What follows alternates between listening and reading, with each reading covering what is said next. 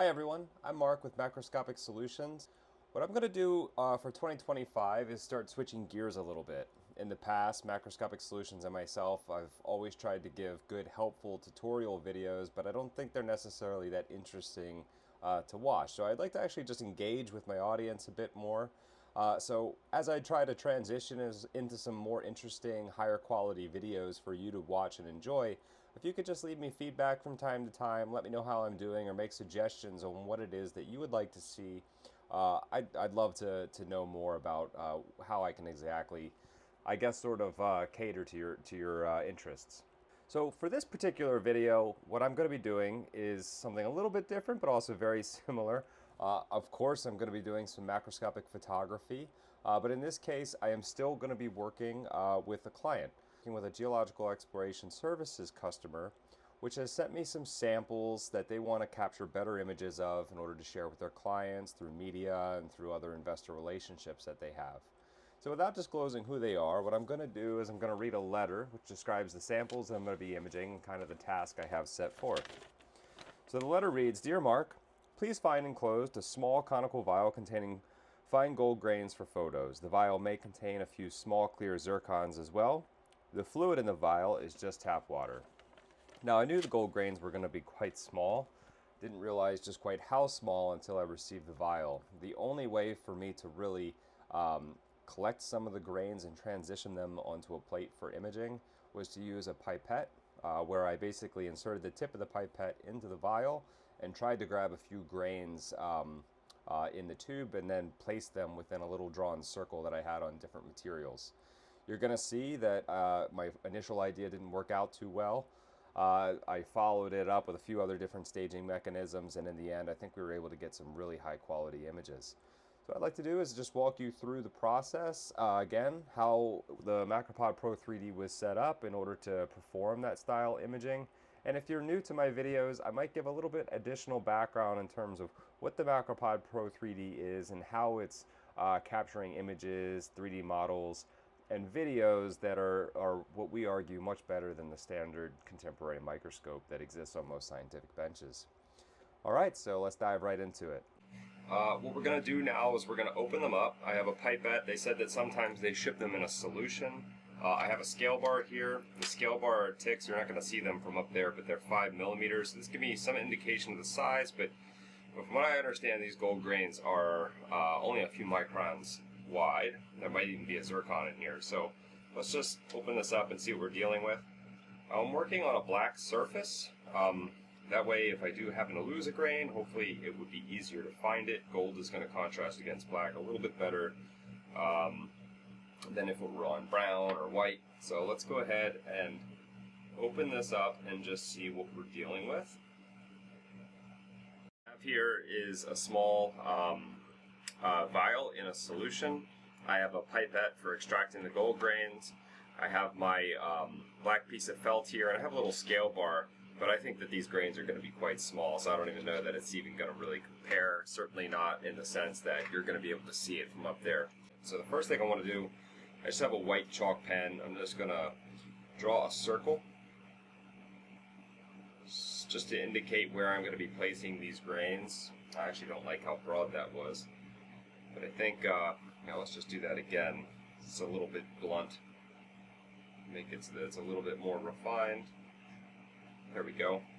What we're going to do is we're going to aim for the inside of that circle there to place these grains. The first thing, too, I just want to use a hand lens and take a closer look at what I'm dealing with. It looks like these samples are going to be quite small.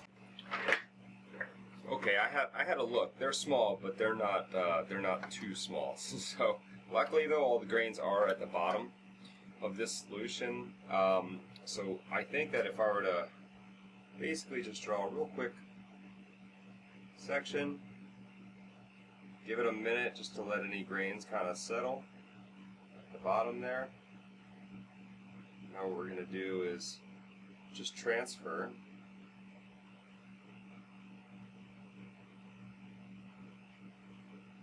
And then we'll try to release the rest.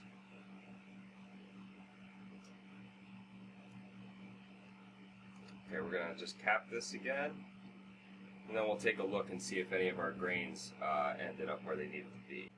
Okay, so it's looking like we have a row, maybe 5 grains in the left side of this water drop. So actually from here, my eyes are about a foot away. Now that I know that where they are, I have them placed, I can see them. But basically on this scale board here, it's looking like they're on the order of, probably 100 to 200 microns wide, maybe a little bit longer. But that's what we're going to be dealing with. Now what we need to do is kind of wait for some of this water to evaporate, and then we can start imaging. What I might try to do is just pull some of the water out, let it evaporate a little bit faster. The system that we're going to be using for this task is the Macropod PRO 3D. Now, in its current iteration, for 2024, we're using some different equipment and different hardware from some of the prior videos that you've seen. Some important things to talk about, or some important updates, are obviously the use of the wireless Godox MF12. Every system now comes with 4 flash units. That way 2 can stay on charge while the other 2 are in use.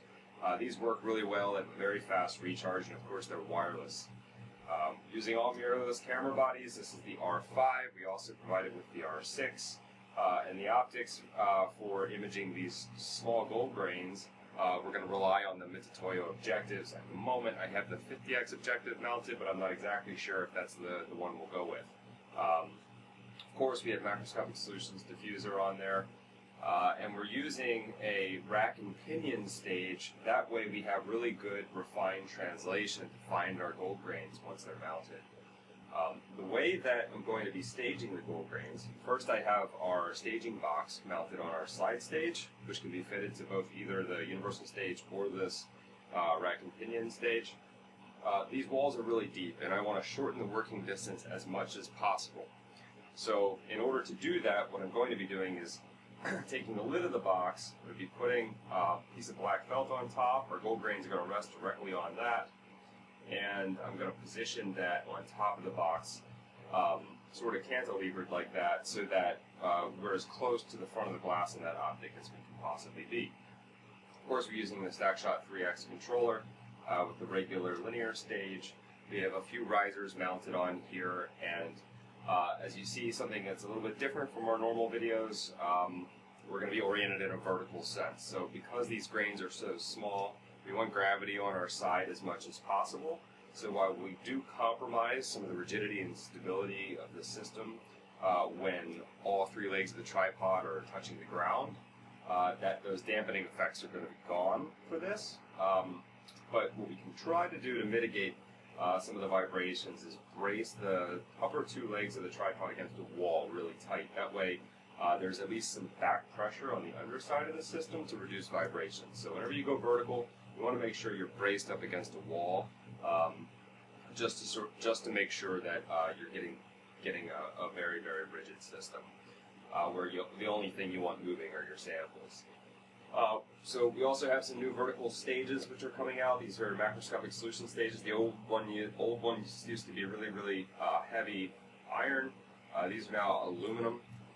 So for portability, it's nice having a nice lightweight vertical stage that's still large enough to keep the system stable when you need to go to an orientation like this one. So that's a good overview of what we're going to be using to image these grains. Stay tuned, and now we're going to move some of those grains over to the box and start imaging. Okay, we're ready to start imaging here. So what I've done on the computer is I've just created a folder, ODM gold samples. That's the directory where we're going to be storing our images. We're going to go ahead, we're going to turn our system on. So we're going to turn the camera on, turn our flash on, and the flash heads on.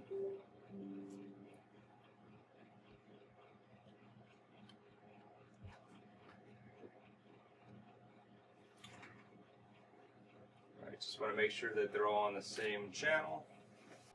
And now is the time for me to tell you all that the black felt didn't work out too much. You're going to hear why.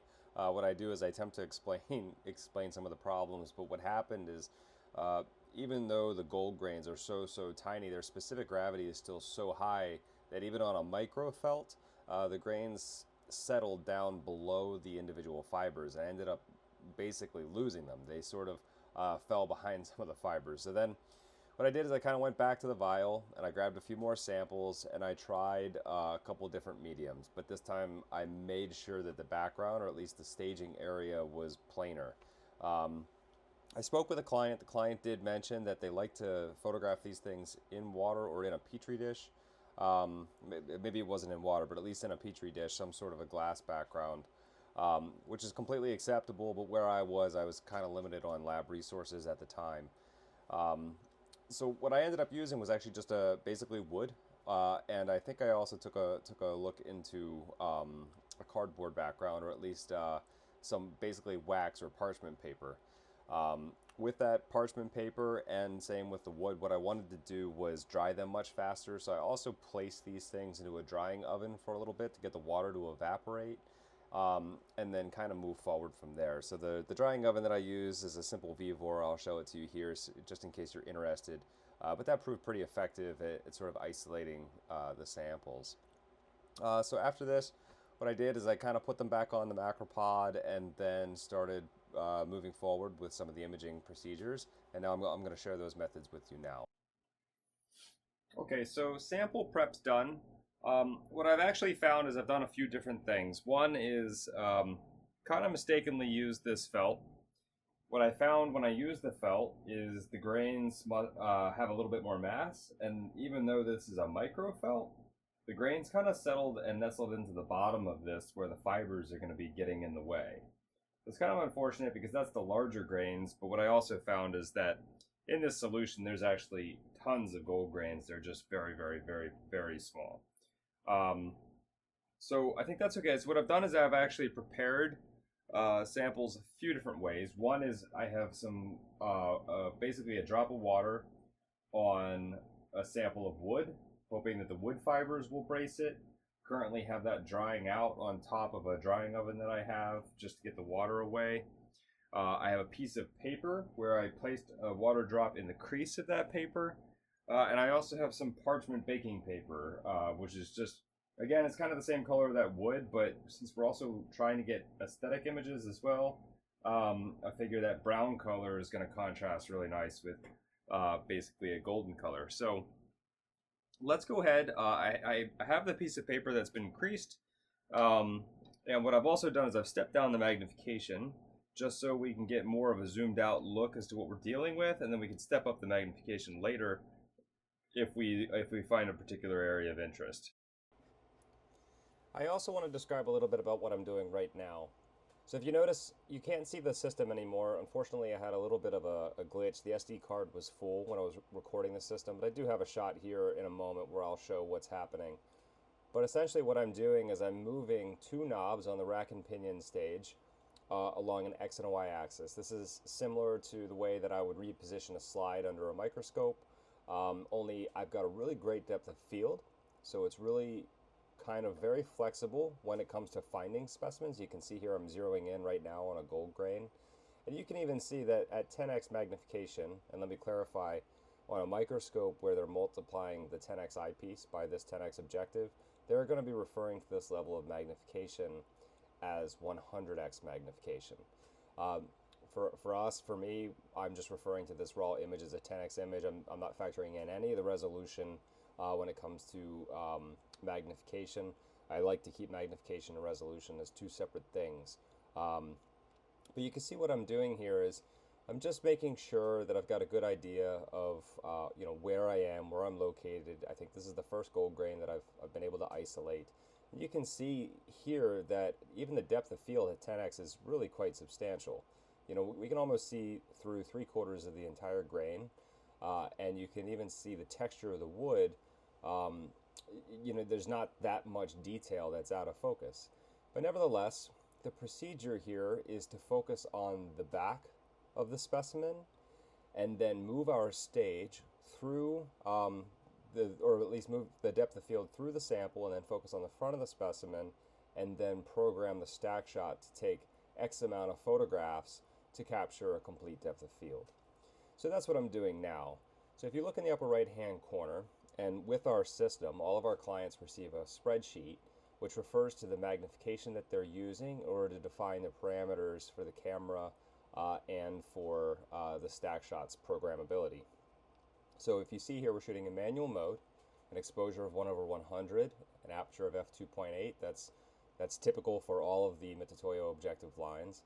An ISO 500 and probably a flash output of around 1/64 power. Now, as I mentioned, the exact depth of field is precision calculated here in a spreadsheet where it allows for a 20% overlap. So basically, let's say the depth of field is 1 millimeter. In this case, it's not, but let's say it is 1 millimeter. You would basically enter 1 millimeter into the stack shot and it will move all the way through. We also have a 20% overlap factored in on our outputs. That way, so every single time that you capture an image, you're getting 30% overlap in order to get a really nice clean stitch between those images. But here, this takes out all the guesswork of having to auto-calculate or just sort of, pick a obscure number out of your head in order to capture and hope that you have enough data. So this is very precise and also leads to a faster workflow. I think before also I move forward, what I'm going to be doing next is switching up to higher powers and playing with the lighting a little bit just to give some different results. So I think right now we're at 10x, we'll move to 20x and then 50x objectives. We might do the 100x, but not sure yet. But what I would also like to do is just sort of compare the results that I have with the results that the company were getting with its microscope in-house. So what I'm going to do is read for you an email that they sent and also share the image that they were getting with their microscope. It reads, "A few years back, my colleague came across your booth at a GSA conference and was intrigued by your imaging solutions. Our company services the mineral exploration industry and academia extracting minerals from sediments and rocks. One of the main minerals that we extract from sediments, mainly from glacial till, is gold.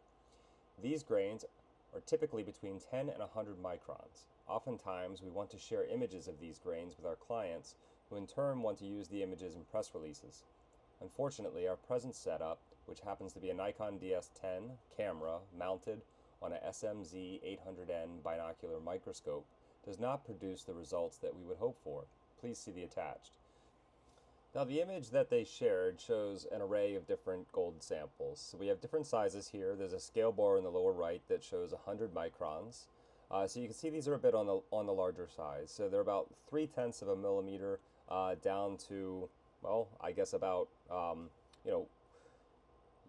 about 50 microns. So yeah, they do get pretty small. But you can see some of the limitations with the equipment. Some of the things that you notice here immediately happen to be the excessive amount of glare from the lighting and the illumination methods. So that's one thing that the Macropod PRO 3D aims to remove. Another thing is just simply the resolution. If we were to enlarge this image, the image is going to pixelate fairly quickly. That's just because microscope cameras, even if they say they're 28 megapixels and up, they're generally limited by the direction of light that's coming into the lens, somewhere around 5 to 8 megapixels. It's really hard to sort of capture a very high resolution image and take advantage of every megapixel that's in that camera. They're using a neutral gray background. We are kind of changing it a little bit, and we're using a brown background, which I tend to favor when it comes to yellows. I think it gives a really good contrast. But in the end, nevertheless, let's get back to the procedure that we have, and then in the end, we'll just remember this figure when we go ahead and we compare it with the results that we're getting with the Macropod.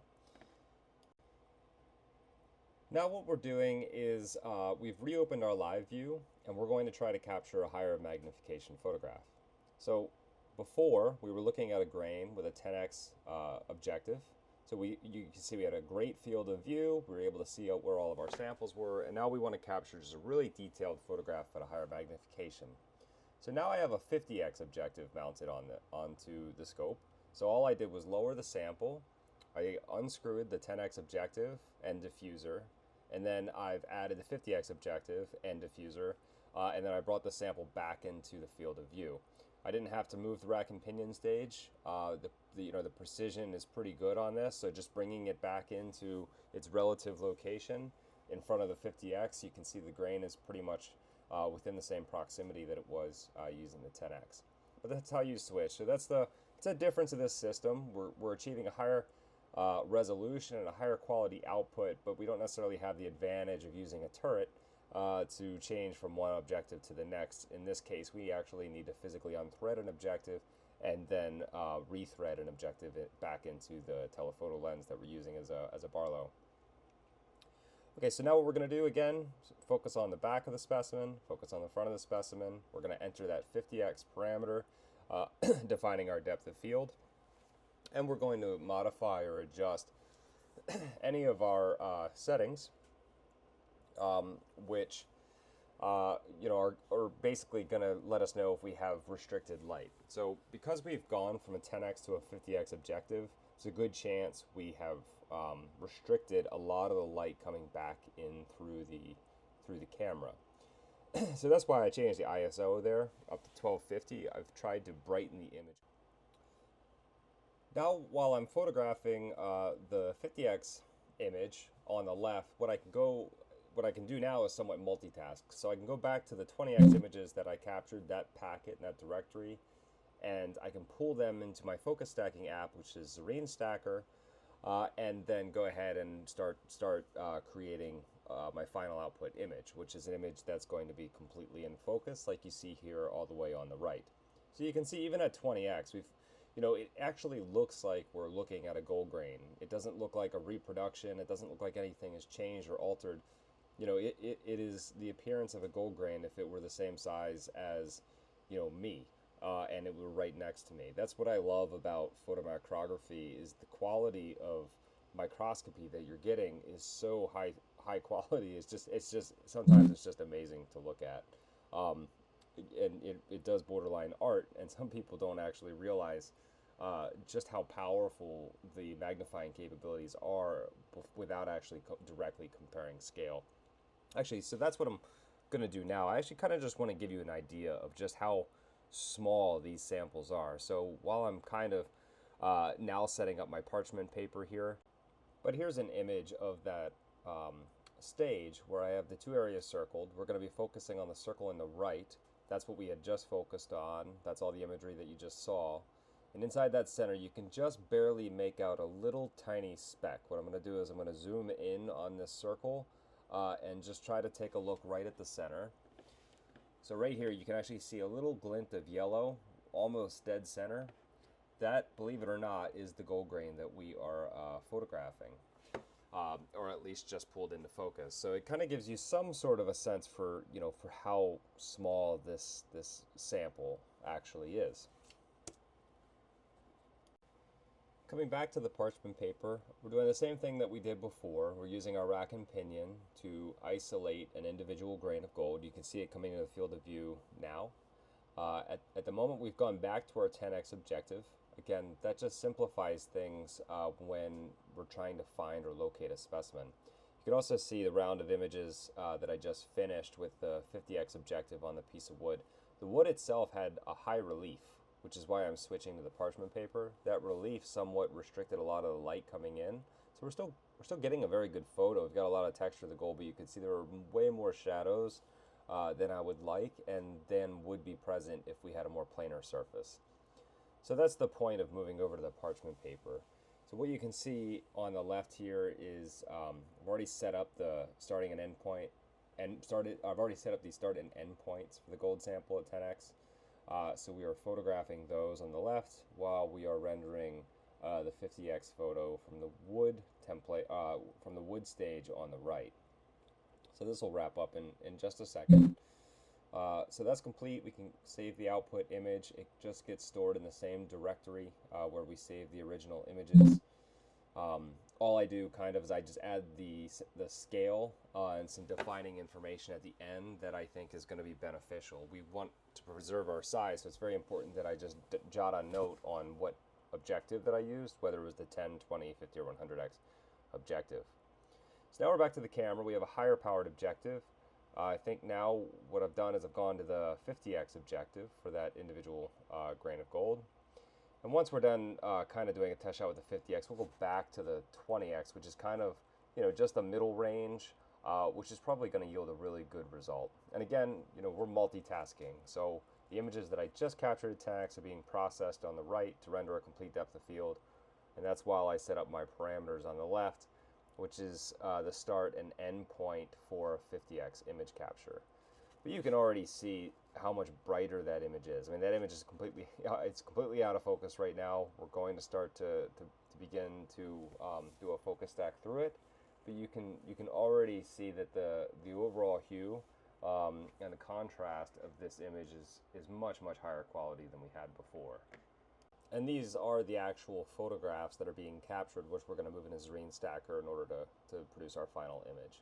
So we're just going to run through it one more time just in case there were any vibrations or anything. Again, we're very highly magnified, so I just want to make sure that we get really good data. So just like before, we're going to rename our directory. We're going to drag that folder into our Zareen stacker platform, and we are going to begin to focus stack that batch of about 25 photographs that we have here. And in the end, we're going to have a result that's completely in focus. So you can kind of see this is in real time. So I'm using a computer that has, well, I think it has about 16 gigabytes of memory. So it's not too big, but you can see that it's still processing this pretty quickly. If you did have a more powerful computer, you can actually zip through this in a matter of seconds. But you can see the image on the right, you're starting to get an idea for what we're seeing. You're actually seeing an actual paper fiber in the background there, right next to a gold grain, where we see really great even illumination all the way throughout. It's really quite something to look at. This is me just sort of opening the initial 20x image and comparing the light and just sort of the magnification range over here with the 50x. But nothing in here has been edited. This is basically raw right off the instrument, pulled onto the computer, and then focus stacked to generate our final output image. And you can get as creative with this method as you want. You can change the background, you can make it black, you can make it gray. There's a variety of different mediums that you could be using. Again, we're also using the system in its vertical orientation. I tend to think that you can get better light if you were to orient your system in a horizontal orientation. Perhaps use the universal stage and the gimbal diffuser that we have that wraps around the universal stage. And the potential there is still quite unlimited because we can use it to build a 3D photogrammetric model. Okay, so again, now what we're going to be doing is capturing our photograph of the same sample with a 20x objective. So it's just good to sort of compare how the 20x light and optical characteristics and overall just image sharpness and clarity compare with the 50x and the 10x. I figure that spectrum of results is a good one to go ahead and share with the clients. What you're going to see now is just the image capture process at 20x. You can see how sharp that was from back to front. And now what we're going to do is just pull those photos back into Zareen Stacker and give them a stack one last time. So you can already kind of capture a glimpse of what the final images look like. I've got just one more I need to finish processing. That's this one here.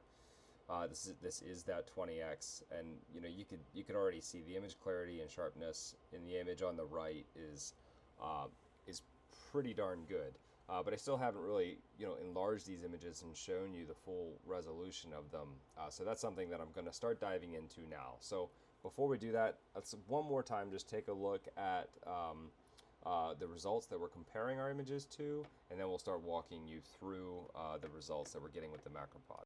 Okay, so this is at full size, the gold grains from their scope. So you can see, as I enlarge the image here, you can see how pixelated and grainy these grains get. So on the small side, well, again, here's our 100 micron scale, so that's going to give you a really good indication. But you can get a sense for just how fuzzy, how yellow. Really, I mean, there's if you were to just count the different yellows that have been captured by the camera, there's really only 3 or 4. You have this bright white, you have this orangey color, and then yellow. It's really washed out from the illumination and the exposure on these samples. And that's something that's characteristic of most optical microscopes. But now let's take a look and share the results that we have from the Macropod. Okay, so I've opened the folder here that contains all of the images. One thing I've already done is I've added scale bars to each of these as well. So let's first start with the wood sample because I realized that the relief here didn't produce the best result. It was more of a first test. So what we're going to do is we're going to take a look at the 10x magnification, and I'll open up all images with scale. So you can get an idea of how large the grain was. So looking over here, you can see a 100 micron scale bar. So the smallest grains are about 50 microns in size. At 100 microns up here, these grains are probably on the order of 400 microns. So at our scale here of a millimeter, now just bear in mind that there are, there's 100 microns, or I'm sorry, there are 1,000 microns per millimeter. So we're basically looking at a grain here that's probably about 100 to 150 microns. So this is the raw image. What I'm going to do now is enlarge the image so you can get a sense of the resolution. So this is, again, 10x. You can see the grain, you can see its texture. And let's just compare that directly against a 10x image over here. So you can see that these images, compared to the image that we're getting over here on the right, you can see that the image on the right is just much more indicative of gold. It looks less like an animation, more like a photo. And this is only at 10x, so this is 1/10 our overall magnification capability. Let's move up to the 50x magnification on wood. Now, recognizing this image is not going to be great. However, it's still decent. So you can see what happened is the relief in the fibers was so high that it was really hard to get light in here. So we've casted quite a few shadows. Not only that, but some of the shadows actually blurred or obscured bright areas of that same gold grain. But again, let's just take a look at our scale bar. So again, on par, so we've got a 500 micron scale bar here. Again, the length here is consistent with that 150 micron size observation. So at 150 microns, again, we're looking at a grain that is probably about this size here. Okay, so let's move on to the parchment paper, which I knew produced better results simply because of our ability to illuminate the sample. Already you can see a much, much brighter image. What we'll do is we'll pull this over here. So again, let's take a look at this size. You can see lengthwise, we're looking at something that's probably on the order of 75 to 50 microns. So if we're looking at this 100 micron scale bar, the smallest grain here is probably 50 microns. So if we're looking at the left-right dimension, we're looking at a width of about that's comparable to these small grains. If we're looking at the length, the up-down dimension, we're looking at a grain that's probably closer to the 100 or 200 micron range.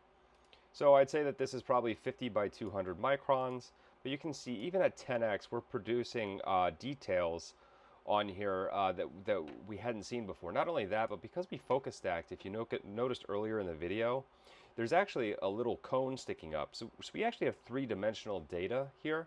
I didn't present that three-dimensional data, but if we wanted in Zareen Stacker, we can actually offset these dimensions and we can create a 3D topographical model of this gold grain just from this perspective without having to move the grain at all.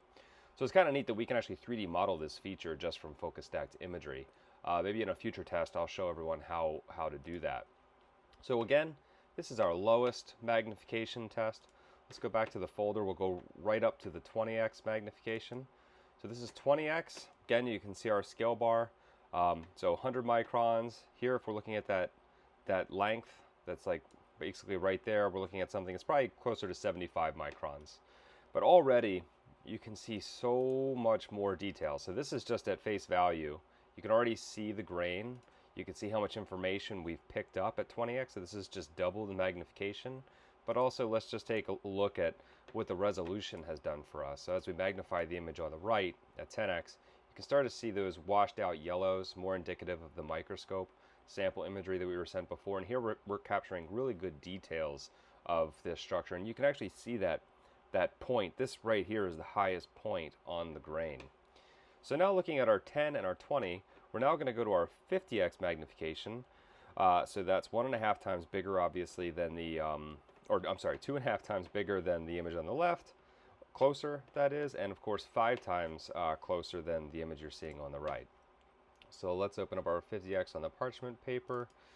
That image again with the scale, and now again at 50x you could just see that much more detail. And we still can go up to 100x objective if we choose, but I hadn't. I figured that this was going to be adequate for this size grain. So here it is at face value. This is your 10x comparison, your 20x comparison, and now at 50x. And just look at how much texture and added detail you can see across the grain. You can actually see, of course, gold isn't faceted in any way. It has no real mineralogical structure. However, you can sort of see basically the texture and the weathering that this grain had sort of preserved on its surface. So those superficial details really make for a really nice aesthetic image. So we're going to now compare that 50x directly with our images over here, which were taken on the scope. So even your largest grain here, you're missing a lot of that surface finish and surface detail that we're picking up with the Macropod. So I think this is a really great comparison. This is getting close to the conclusion of this video.